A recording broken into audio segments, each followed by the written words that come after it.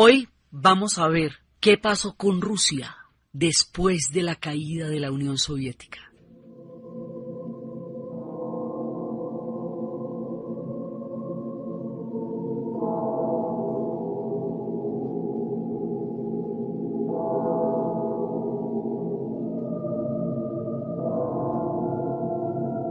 Rusia fue en tiempos de los varegos y de los eslavos la heredera de Bizancio y la Santa Madre Rusia de la fe ortodoxa.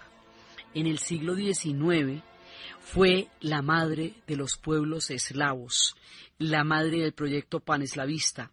En el siglo XX fue la patria de los trabajadores, fue la segunda potencia del planeta, fue la representante del socialismo, fue la potencia mundial. Todo eso fue y todo eso se le acabó. Entonces, digamos, ella ha sido muchas cosas en muchas épocas y al caerse todo ese aparato, entonces, después de esto, ¿qué? O sea, una vez que todo el discurso que ella representa se derrumbó, y todo lo que ella significó para el mundo cambió totalmente.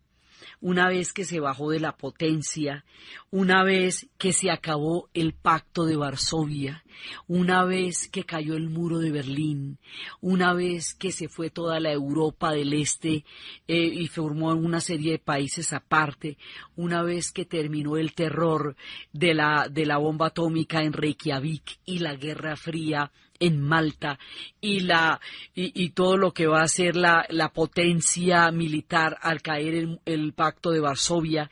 Una vez que todo eso pase, el mundo va a cambiar completamente.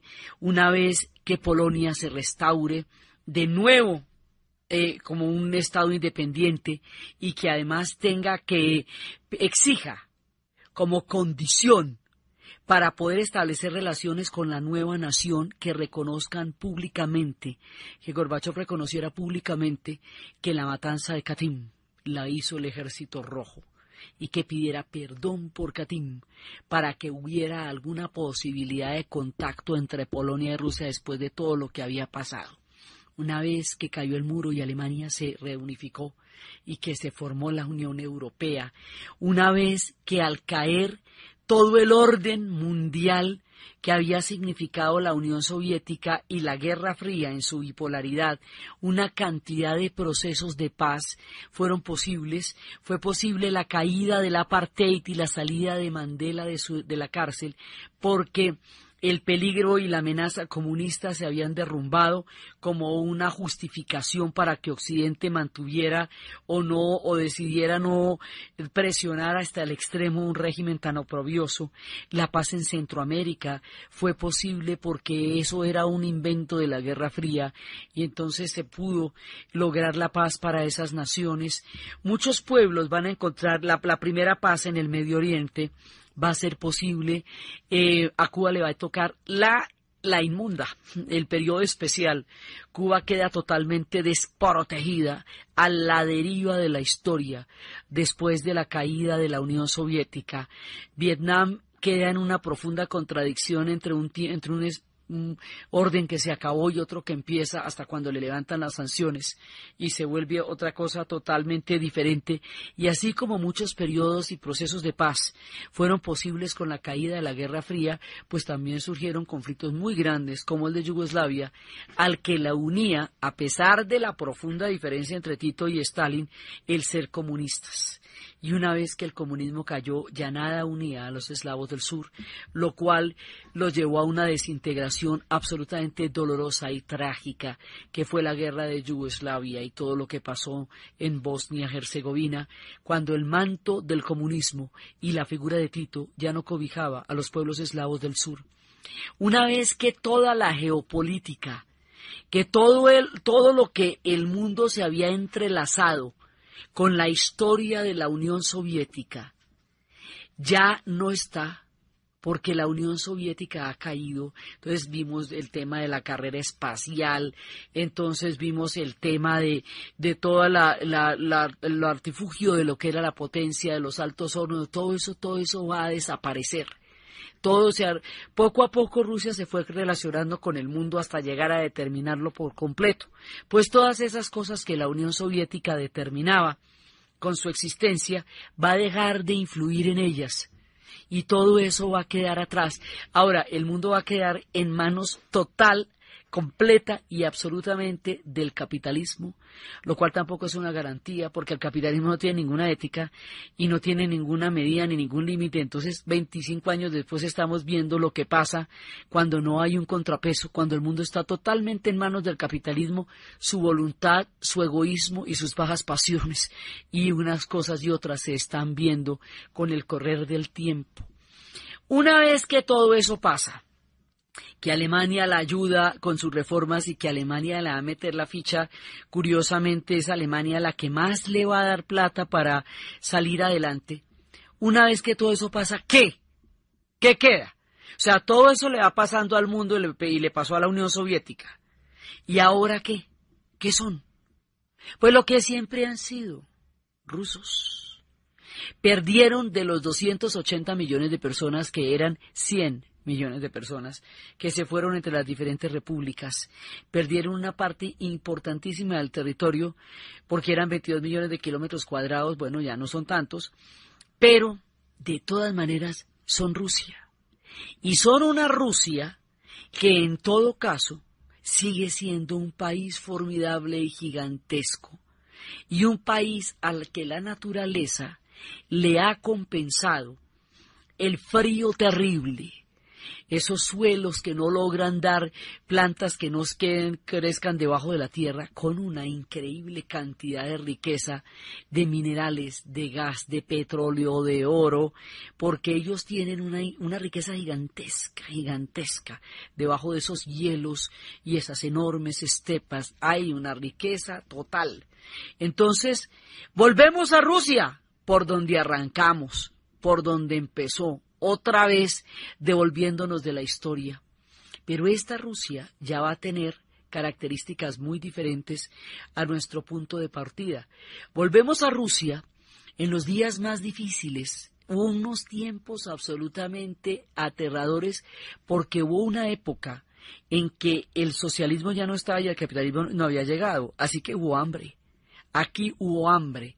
Ellos siguen con sus grandes secretos y no le contaron al mundo lo muchísimo que sufrieron, pero hubo racionamiento durante 2 años en Moscú y la que luego se volvería a llamar San Petersburgo, y de 8 años en Vladivostok y en los sitios más lejanos. Sobrevivieron gracias a las redes de amigos.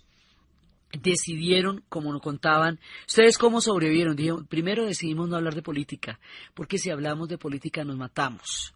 Y segundo, decidimos que cualquiera que tuviera empleo iba a tratar de alimentar a los otros, y si era una mujer, le iban a cuidar los hijos para que ella pudiera trabajar, para poder alimentar a la que le cuidaba a los hijos, y así, con todo el sistema comunitario que habían construido durante 70 años, sobrevivieron en las épocas más difíciles.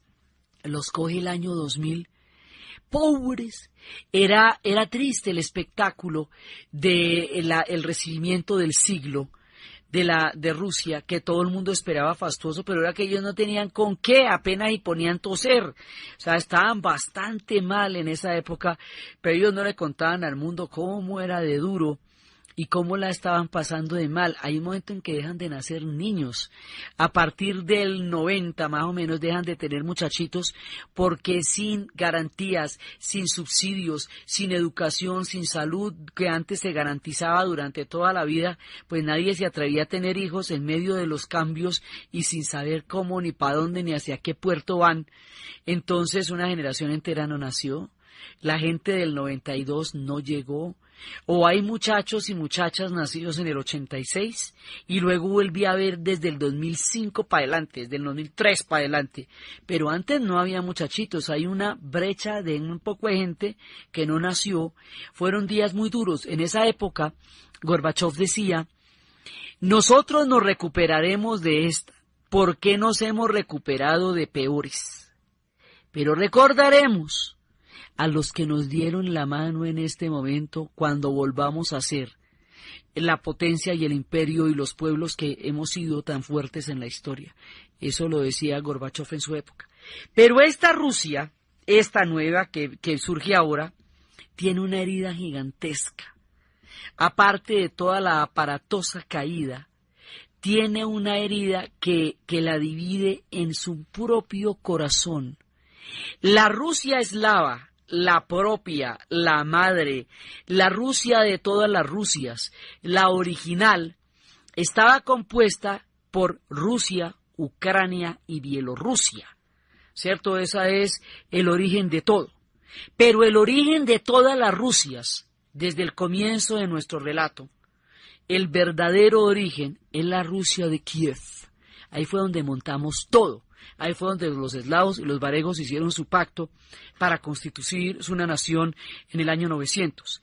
En Kiev, capital de Ucrania, es donde se va a revelar el dolor de una herida que los ucranianos nunca perdonaron, que los ucranianos consideraron una afrenta imposible de soportar. Ucrania, que es la despensa, ellos consideraron que esto era una cosa con la que no podían convivir y por eso se van a partir y se van a dividir de la Santa Madre, ellos que son la Madre misma. Es una cosa es que se vayan los kazajos, que se vayan hasta los bálticos, pero que se vaya a Ucrania resulta muy duro, porque Ucrania en el imaginario es el origen histórico de todas las Rusias. ¿Por qué se va a Ucrania? ¿Qué fue lo que le molestó a Ucrania que no pudiera seguir el destino histórico con su compañera de camino y de fe y de historia, con quien la une tanto lazo como un cordón umbilical, como una madre con su hijo? ¿Qué le molestaría a los ucranianos para llevarlos al límite de una separación con quien estaban unidos desde el comienzo de los tiempos? Una sola, terrible y trágica palabra: Chernobyl. Viene la silver nube de Chernobyl hacia aquí. Siente el calor que sube desde que has hecho allí. La chica de Chernobyl huye de su hogar. Radioactiva el automóvil, ya no puede procrear. Una mañana de abril de 1986, en plena época de Gorbachov, se registró una fuga radioactiva en la central nuclear de Chernobyl. Dijeron que había una fuga. Y luego no, que hicieron una inspección y que no había fuga. Pero por la tarde empezaron a reportar en Noruega y en Dinamarca que había unos niveles de radioactividad en el aire mucho más altos de lo tolerable y de lo posible, y que esos venían por un viento que venía del este. Un viento del este era el que traía esa nube radiactiva. Entonces los daneses y los noruegos empezaron a investigar de dónde venía, cómo, por qué, y ahí es cuando dicen, no, es que eso no viene de acá, eso viene de Ucrania, viene de Chernobyl. Y empieza a producirse una tragedia de unas proporciones que, con todo y el glasnost que había y toda la transparencia, solo una generación después vendríamos a saber la trascendencia de lo que pasó. En ese momento, hasta ahora solamente había habido un accidente grave, que era el de 3 Mile Island en Pensilvania, que era el más grave antes de esto. Pero esto se va a volver una cosa en la que va a arder la central durante semanas. No pudieron detener las primeras fugas. 31 personas murieron de manera inmediata cuando empezó a salir el escape. Los que murieron a causa de la radiación, 135,000 fueron evacuados. Ya después se evacuaron mucha más gente, pero es que además al principio, por la falta total de planeación, la gente que fue a apagar los reactores estaba sin ningún traje de protección, haga cuenta, como en overol. Esos se tostaron ahí, esos no tuvieron absolutamente ninguna oportunidad de nada, porque no hubo ninguna condición para la gente que atendió la emergencia a manera inmediata. Los efectos se notaron en mucho tiempo, porque además hubo cosechas completas de toda la Europa del Norte que se tuvieron que botar leche contaminada con grados de radiación infinitamente grandes. los niveles fueron 15 veces más grandes de los normales en Europa, hubo que destruir muchísimas cosas, y hubo fugas tóxicas, y bueno, eso fue una cosa, se dice una generación después, se habla de 40.000 casos de cáncer, y se habla de 6.000, alrededor de 6.000 personas que murieron en la tragedia de Chernobyl, y a pesar de todo lo que Rusia estaba ventilando de su propia historia y de todo, esto no lo ventilaron, esto lo taparon, lo más que pudieron, y la gente sí se olía que la cosa era grave, pero no qué tan grave era, ya digamos, esto era muy alarmante como estaba, aún sin saber ni remotamente cuánto en realidad esto era. Pero ya a medida que fue pasando el tiempo, pues sí se supo que había sido una tragedia de unas proporciones incalculables. Esa zona todavía no se puede tocar, está contaminada por 200 años.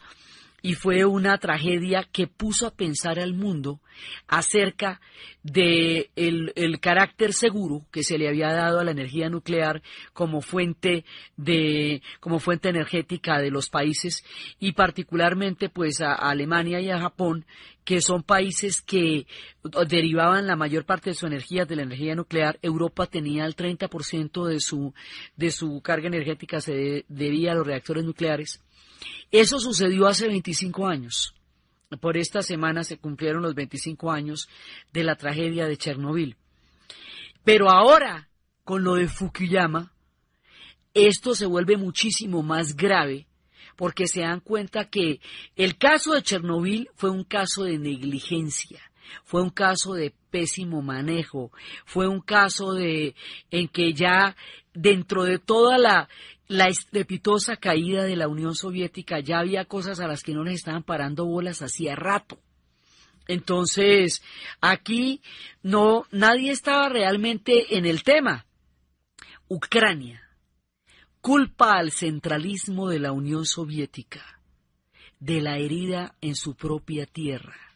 Ucrania considera que eso fue una negligencia criminal de parte del centralismo soviético, que ella pagó con su propia tierra, con su propio pellejo. Por esa razón, los ucranianos se van a separar de la Santa Madre, de su Rusia amada. Los bielorrusos lo harán también, y lo que antes fue la Santa Madre ahora será una federación de estados independientes, pero las consecuencias van a tener un eco político muy grande. Y ahora, ¿cómo será de delicado el tema? Porque es que si bien se decía que lo de la Unión Soviética era haber manejado eso de la peor manera posible, manga por hombro y con las patas, eso no le puede decir a los japoneses. Si bien no estaban al 100% con la seguridad como debían tenerla de la planta, no se les puede decir tampoco que ellos no hubieran tenido ningún cuidado al respecto. Entonces, ahora con lo de Fukushima, la energía nuclear se empieza a cuestionar como fuente en el planeta, hasta el punto en que Alemania ha empezado un proyecto en donde va a apagar todas sus centrales nucleares con la meta de que en el año 2022 no tenga ningún tipo de energía atómica funcionando. Japón está reconsiderando muchas cosas. Ya el mundo está cuestionándose el uso pacífico de la energía atómica en vista de que lo de Chernobyl está fresco en la memoria y lo de Fukushima aterra por las condiciones de gravedad. Parece que el tema seguridad no hay quien lo garantice a la hora del té. O sea, ni una potencia en caída, ni un pueblo que se precia de su perfeccionismo. Y ahora Irán quiere irse de donde todo el mundo está regresando, hacia la utilización pacífica de la energía nuclear, cuando el mundo se está cuestionando qué tan posible es eso. Entonces, el tema de Chernobyl va a ser un tema imperdonable para los ucranianos, porque el 30% de la tierra quedó esterilizada y resulta que Ucrania es el granero de la antigua Unión Soviética. Pero no solamente eso, sino es que acuérdese que en Ucrania es donde queda Crimea, y acuerde de todo el vuelto no que hemos hecho para tomarnos Crimea, porque allá es que desembarcan los ríos de donde ellos tienen los puertos. Entonces todos los ríos que nacen en la madre Rusia desembocaban en Crimea. Por eso era tan importante tener el control de los puertos. Ahí está Sebastopol y ahí está Odesa. Y por lo tanto ahí está la flota rusa que sale al Mar Negro. O sea, estratégicamente hablando, Ucrania es lo más importante. Era Ucrania de donde hoy se ven los buceos a Catalina saludando a Grigori Potemkin por toda su entrada del proyecto de la Santa Madre al Mar Negro. Es allá donde se desarrolla un capítulo crucial de todo el desenvolvimiento histórico de la Santa Madre Rusia. Entonces, la ida de Ucrania hace al corazón mismo del proyecto, y la ida de Ucrania es el resultado histórico de la tragedia de Chernobyl y de una nueva era que ahora tiene semejante herida, y estábamos escuchando en la era del furor del rock en español a un grupo que se llama Hora Local, que sacó en esa época la canción que se llamaba La chica de Chernobyl que ya no puede procrear, sátira cruel para una tragedia que en ese momento estremecía al mundo en forma de una nube radioactiva que amenazaba todo el norte de Europa con un resultado patético de una negligencia en decadencia y que hería de muerte el corazón de Ucrania. Otros tiempos y otras épocas llegarían desde entonces.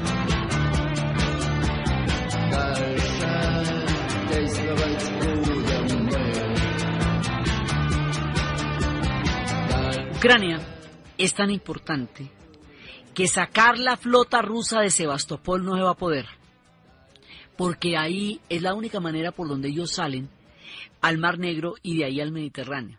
Entonces, volvemos a las andadas. Taparle la salida por Sebastopol es encerrar a Rusia más allá del Mar Negro, y toda la vuelta la hicimos era por el control del Mar Negro. Lo que pasa es que la hicimos con la hermana Ucrania. Por lo tanto, se firmó un tratado en donde, por lo pronto, hasta el 2042, la flota rusa va a permanecer en aguas ucranianas, en Sebastopol, porque no se puede que se la quiten de ahí. O sea, una cosa es una cosa y otra cosa es otra cosa. Entonces, ¿cómo hace Ucrania, cómo hace Rusia para que Ucrania le pare bolas? Es que Rusia tiene los gasoductos. Los recursos de gas de Ucrania, de Rusia, son enormes.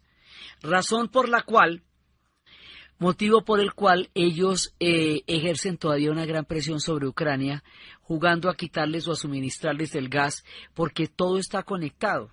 Como era la misma cosa, entonces todo está conectado. Entonces hay un momento en que ellos van a presionar. Ustedes se ponen muy escamosos, nosotros le paramos el gas.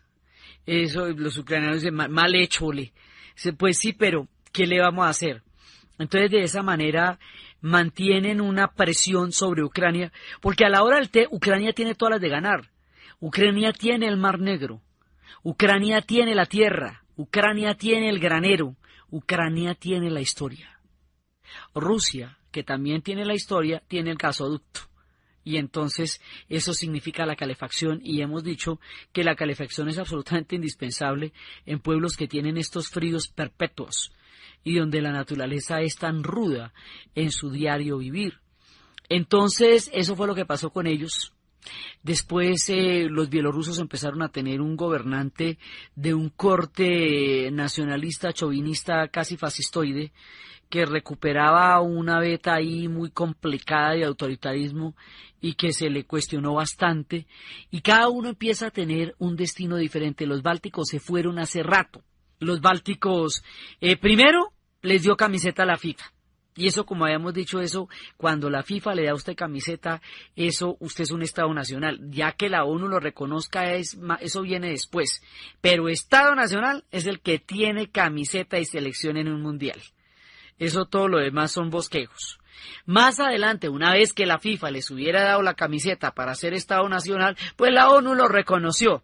Entonces Lituania, Letonia y Estonia hicieron lo suyo y se fueron en vista de lo bravos que estaban después de la conquista de Alejandro, la libertad después de la Primera Guerra Mundial y la posterior anexión al Tercer Reich a partir del tratado entre Hitler y Stalin. Polonia, como decimos, vuelve a renacer como Estado nacional con toda la fuerza de un pueblo que ha vivido el dolor que ellos han vivido y se consideran libres y sanos después de eso, y sus relaciones siguen siendo tensas. Ahora, cuando se quisieron arreglar, se mató el gobierno polaco en territorio ruso, cosa que a los rusos les parecía de dar alaridos, porque en realidad era un desagravio por lo que había pasado en Katyn. Y resulta que se les mata el gobierno, toda la cúpula del gobierno en suelo ruso. Eso para ellos fue un dolor imposible. Pero después de días muy duros, de días absolutamente duros, lo que pasa es que ellos tuvieron días muy difíciles, pero como los han tenido infinitamente peores. O sea, después del cerco de Leningrado, pues a ver, de ahí qué cuento me va a echar usted más duro que el que ellos vivieron. Entonces, pues aguantan como saben aguantar, se unen como se saben unir y son solidarios como saben serlo para salir adelante en los momentos más difíciles. Y en esos momentos de durísimo aguante es cuando va a empezar otra vez a surgir el tema de Chechenia, que después lo vamos a desarrollar, y el resultado de todo esto y del problema de los niños que no nacen es una inmensa cantidad de mujeres preciosas, como muñecas divinas de porcelana, lindas como las rusas son por docenas en las calles, y una escasez de hombres en proporción al número de mujeres, porque como dicen ellas, los padres pelearon en la Segunda Guerra Mundial, los abuelos y los padres, ¿sí? La siguiente generación en Afganistán y ahora en Chechenia. Entonces ellos dicen, cada generación nos matan un montón de gente en todo este montón de guerras y nunca nos van a dejar suficientes hombres para volver a crear una Rusia con rusos. Entonces por eso el déficit poblacional entre hombres y mujeres es muy grande por la cantidad de guerras en los que ellos se han metido. Entonces, a poblar esta nueva Rusia, a volver a salir adelante con lo que son, pero ellos tienen una ventaja, tienen la ventaja de la memoria. La memoria es su mayor patrimonio. El hecho de tener a todos sus héroes en las calles, de llevarle las flores a Tolstoy, de encontrarse con Dostoyevsky, ir a saludarlo y llevarle claveles, de conversar en el cementerio con sus héroes, de ver la tabla periódica de Mendeleev en los muros de la ciudad de San Petersburgo, de saludar a Catalina que refulge ahora. Toda la historia de los zares vuelve a surgir. Y todo el tiempo que la revolución no reconocía, ahora sí. En la transparencia del glasnost surge el arte y también se va a conocer mucha historia que había quedado oculta durante todo el hermetismo de la era soviética. Por ejemplo, ¿cuánto sufrieron durante la Segunda Guerra Mundial? El mundo no supo, ni siquiera imaginó a cabalidad cuánto fue el costo de Rusia de la Segunda Guerra Mundial. No supo de sus 27 millones de muertos, supo de su heroica y valiente lucha en Stalingrado, supo de la batalla de Kursk, pero no supo cuánto sufrió el pueblo ruso. Por eso era que no se entendía por qué era la bronca con Alemania, o sea, cuál era el tema con Alemania que no le permitía pegar el ojo de noche. Pues porque realmente lo que ellos sufrieron en la Segunda Guerra Mundial hemos visto detalladamente, por eso no lo sabía el mundo. Es hasta ahora que se desclasificaron los archivos y que se completaron las piezas de la Segunda Guerra Mundial. El mundo no supo tampoco cuánto sufrieron en los días del racionamiento durante las reformas en el 87, sobre todo 88, 89, los 90. No supo cuánto les costó esa desintegración en términos de pan, mantequilla y pensamiento y proyecto, cómo les dio de duro. El mundo no supo, y esto también fue una cosa muy criticada, cuando el submarino Kursk se hundió por no dar su brazo a torcer. Por no decir que 2 reactores del submarino habían fallado, no le avisaron a los daneses y no le avisaron a los escandinavos que tenían la tecnología suficiente para rescatar el submarino Kursk y salvar a sus hombres. No, esto es como por mantener todavía ese prurito de que ellos eran capaces de manejar sus propias tragedias, dejaron morir a toda la gente ahí, y eso tampoco se lo perdonan hoy día las madres de toda la gente que murió en el submarino Kursk, bautizado así por la batalla de tanques de la Segunda Guerra Mundial. Hoy por hoy hay una nueva generación una generación que tiene una brecha y una distancia frente a sus padres tan grande como la que tuvieron los muchachitos nacidos después de la Segunda Guerra Mundial con la gente que vivió la guerra. Es casi imposible para los chicos hoy día imaginarse el comunismo. Y casi suena un régimen que estuvo vigente hasta hace 20 años y que durante 70 años parecía totalmente inmortal. Es casi imposible de imaginar para los muchachos hoy. Igualmente, para los adultos, es imposible entender la realidad como es. No entienden el capitalismo, muchos no lo entienden, no entienden cómo funciona. 15 años después de vivirlo todavía no comprendían cuál era su comportamiento. Entonces los jóvenes tienen que tomar la delantera de una sociedad que ellos sí comprenden porque ellos son globalizados, son gente de la era de la informática, son gente de la era de la modernidad. Sus padres quedaron en el arcaísmo de un pasado que parece increíblemente remoto, que ahora es una anécdota y que fue la vida de ellos y de millones de personas en el planeta Tierra que creyeron con toda su fe en la idea que la Unión Soviética representó. Hoy es el mundo de los jóvenes, hoy es una historia diferente, el mundo que los padres no entienden y que sus hijos no imaginan. Hoy por hoy ha cambiado totalmente la correlación de fuerzas con Alemania. Alemania, una vez saldado su cuenta con Rusia, habiendo invertido lo que han invertido ellos de dinero en reconstrucción de Rusia y en las reformas y en todo, Alemania está mirando energéticamente hacia Rusia, porque Rusia finalmente se está recuperando. O sea, del 2004 para acá, Rusia vuelve a sentir fuerza otra vez, a sentir aliento otra vez. En las épocas más duras, decía Václav Havel, el dirigente de Checoslovaquia, de los checos tan pronto se independizaron, que más valía para ellos una Rusia enferma que una Unión Soviética saludable, con las heridas que tenía Europa del Este. Rusia se recupera, ella siempre puede hacerlo y ha salido de peores.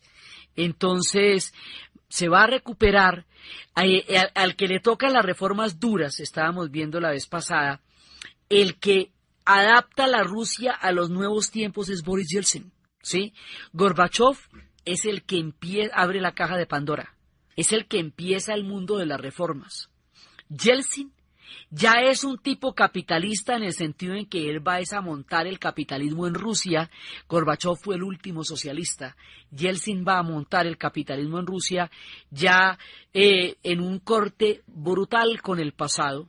Y Vladimir Putin es el que les va a dar el sentido de imperio perdido, la nostalgia de haber sido tanto, porque como ellos han sido imperio en diferentes épocas de la vida, pues uno lo recuerda de soviéticos, pero el imperio zarista era una cosa enorme y lo fue durante 4 siglos de hegemonía total. Entonces, ellos recuerdan no solamente la era soviética, que paradójicamente es la que menos recuerdan, por la ruptura tan fuerte que se hace con ese pasado. Ellos recuerdan la era zarista, ellos recuerdan la era de Pedro el Grande, ellos recuerdan la era de Catalina, ellos recuerdan sus momentos gloriosos durante los tiempos de su hegemonía en Europa, y se remiten a ese pasado como si lo estuvieran viviendo con una nostalgia poderosísima que es la que Vladimir Putin llegó a representar en el imaginario del pueblo ruso y que hace que haya tenido tanta popularidad y tanta devoción alrededor de su figura por lo que él ha representado para la gente que tiene una profunda nostalgia de haber sido y no ser ya. Rusia es increíblemente rica. Entonces, primero la infraestructura sí la tenía intacta después de la era soviética, quedó una infraestructura muy seria en términos de caminos, en términos viales, en términos de todo eso, sí quedó una infraestructura muy grande. Su sector energético se desarrolló lo suficiente para darles a ellos ahorita posibilidades grandes y ser una atractiva fuente de negocios. Alemania, hoy por hoy, está encartada con la Unión Europea, porque la Unión Europea lo único que le demanda son gastos. En cambio, Rusia le parece una atractiva inversión. Eso es una gran paradoja de la historia. Ahorita Alemania y Rusia están de amiguitos. mientras que Alemania está un poquito saturada de Europa y del tema de sus crisis económicas y de refinanciar a España y de refinanciar a Grecia y de refinanciar a Portugal. Eso ya le está pareciendo harto el tema, mientras que a los rusos se le antojan un mercado importante a tener en cuenta. Entonces ellos también cambiaron la correlación de fuerza con sus vecinos, con sus antiguos enemigos, con sus antiguos aliados también, y hoy están en otra historia completamente diferente. Finalmente llegó el capitalismo, y al llegar el capitalismo, en un principio había asombro, confusión. Les decía, las cajas de moda llegaron todas el mismo día, sin distingo de épocas, ni de colores, ni de años, así que llegó el mechón Alf, junto con la moda de los 70 de la bota ancha y la chaqueta ochentera. Aquello era una cosa increíble, un collage de todo lo que había pasado en Occidente mientras tanto. Pero ya se acomodaron, aprendieron el tema de la moda, entendieron el tema de Occidente, las nuevas generaciones, que son las que tienen que vivir con los cambios y en el presente y en el momento en que ellos están. Mucha gente en el mundo añora la era soviética porque mucha gente en el mundo vivió no solamente bajo esa época, sino que fue parte de los beneficiarios de todo lo que eso significó. Pero para ellos también la historia los dejó atrás.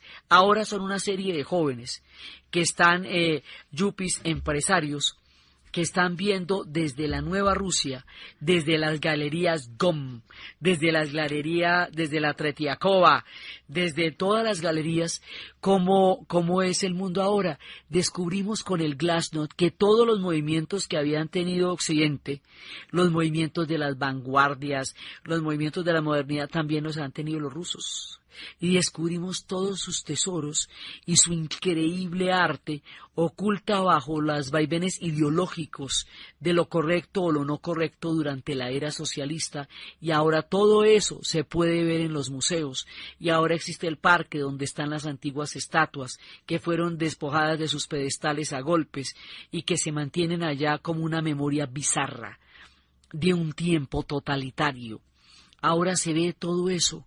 Es una Rusia resplandeciente que se recupera de épocas duras y que quiere una bocanada de poder y quiere una bocanada de grandeza en la historia, ahora que se siente de nuevo con los pies sobre la tierra, después de 15 años sumamente duros. Pero todavía tiene un problema grave, Chechenia. Todavía el tema del Cáucaso sigue siendo complicado para ellos, porque ahí hay unas historias de unos pueblos que están en los Montes Cáucasos mucho antes de que los Montes Cáucaso fueran parte del proyecto y del imperio zarista, y que por lo tanto tienen una historia independiente, agreste, salvaje, distinta, y nunca se han sentido parte. O sea, la Unión Soviética tenía 15 repúblicas, que hemos visto que eran las bálticas, Lituania, Letonia, Estonia, que eran las eslavas, Rusia, Ucrania y Bielorrusia, las del mar, las del Cáucaso, Georgia, Armenia y Azerbaiyán, las transcaucásicas, Kazajistán, Uzbekistán, Turkmenistán, Kirguisia y Uzbekistán, que esas todas se fueron. Esas son las del Asia Central, que ahora están metidas en tema con los afganos y con los pashtunes y están metidas más en ese lío. Por un lado, Moldavia vuelve a sus lazos con la antigua Rumania, pueblos enteros desaparecieron. En toda esta marea de las épocas cuentan la historia de unos rusos que estaban en Argentina, en Buenos Aires, borrachos cantando noche tras noche.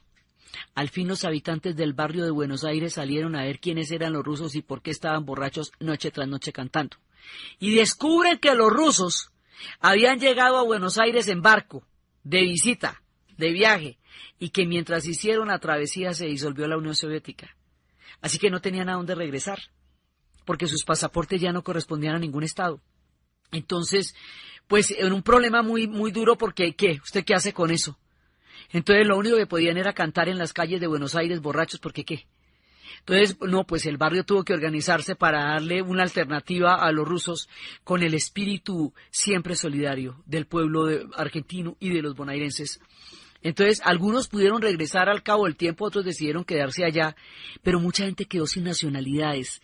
Hay gente que quedó de pueblos que ya no existen, que no se sabe dónde quedan, que eran entre Ucrania y Moldavia, y quedan en una zona entre los dos, ya no son de ninguno de esos estados. Entonces, digamos, la pertenencia, la cultura original de esos pueblos sigue siendo un misterio todavía para muchos, porque el cataclismo de lo que pasó, no solo geopolíticamente, no solo energéticamente, sino geográficamente, o sea, el pueblo donde usted estaba quedó al otro lado de qué, eso qué lo vuelve a hacer. Hay gente que le han dado por ahí pasaportes franceses como para que tenga alguna nacionalidad, porque su nacionalidad desapareció en la marea de la historia. O sea, coger esto y desglosarlo es enfrentarnos a un sinnúmero de problemas. Y hay problemas en Georgia, y hay que todavía están ahí para ser conjurados. Entonces, de todas las nacionalidades que contenía la antigua Unión Soviética, ya fueron todas. Entonces no queda sino Rusia, y ahora es la Federación de Estados Independientes, porque tampoco queda, no hay una madre, una Rusia eslava que se llame así. Entonces, sino que queda cada uno de estos como 3 estados que actúan en federación, pero que son independientes. ¿Sí? Entonces eso ya es otra cosa totalmente distinta. Ahora, de todas maneras, las relaciones entre ellos son importantes, pero dentro de Rusia, lo que llamamos Rusia mapa, Rusia como tal, que finalmente es el objetivo de nuestra historia, ahí hay más de 100 nacionalidades diferentes, de los cuales Chechenia es una. Sí, ahí está Daguestán. Cada vez que les aparezcan a ustedes pueblos, son nacionalidades contenidas dentro de la matrushka rusa, solamente rusa, y con ellos hay problemas. Estas historias de Chechenia, estas historias de Daguestán, estas historias de Georgia, y la manera como la fe ortodoxa va a renacer con un ímpetu increíble y de una forma absolutamente devota en todas las esquinas de la Santa Madre, es lo que vamos a ver en el siguiente programa.